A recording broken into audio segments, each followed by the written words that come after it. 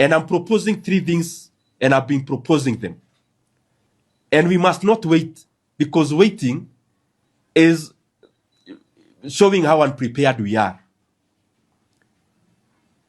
Our country, as you are all aware, reviews the oil prices in the middle of the month. The people in government should be busy. They should actually not have broken for Easter holiday. They should be busy dealing with 3 things. 1, allocating enough resources for subsidies. Because Kenyans are not going to shoulder the disruption in oil prices if the government will not be doing something about it.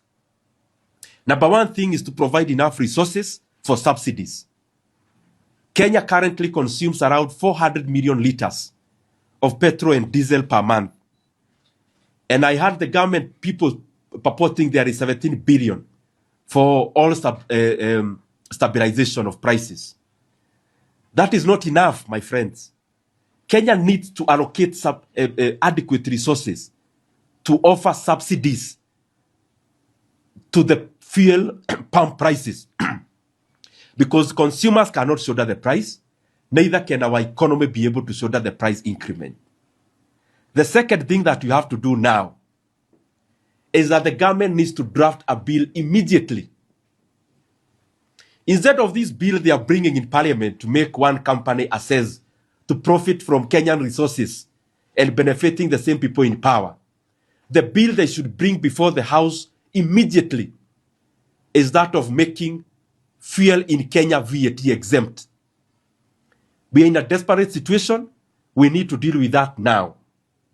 The third thing is that the minister in charge of fuel holistically, and the minister for transport, and especially the one for transport, they need to give a gazette notice immediately, waiving the 7 shillings in fuel levy that was added in 2024.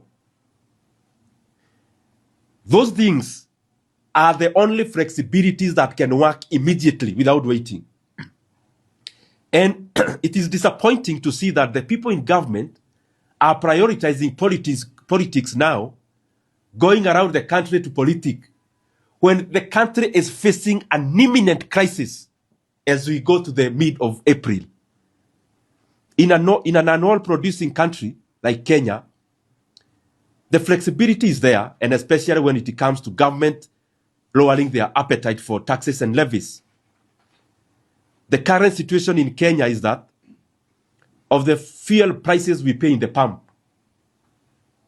around 50% is levies and taxes. And therefore it means as we fuel with around 180 shillings, 90 shillings is money the government is collecting from you as you fuel your car. And therefore, there is a lot of flexibility up to all that wavelength that we should be exploiting. Unfortunately, it seems the people in government are just wishing this situation away. You can't wish it away. There has to be a deliberate and objective and active policy change that should be happening immediately now, not later. And therefore, I call upon them and again remind them, Kenyans are not going to accept any variations in fuel prices in the middle of April before the government talks about lowering the fuel levy by first abolishing the 7 shillings that was added in 2024. Secondly, before the government offers subsidies to Kenyans and Kenyan factories. And number 3, before we make fuel VAT exempt. And many times people can ask, why can't a member of parliament do this in parliament? Because Kenyans, legitimately, they should ask us these questions. That is a gridlock. In parliament, there is something we call money bills. And whatever we need to do across all these perspectives, you must introduce a bill that has a money element. We call them money bills. And they move faster when they are government-sponsored bills. And because it is the same government that added VAT in 2023, it is the same government that added fuel levy in 2024.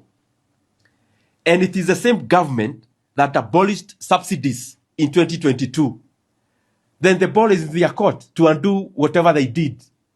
And again, I'm repeating, this cannot wait. It must be done immediately, because we must be seen and we must also proceed to do what is right for our economy and what is appropriate for us to do now.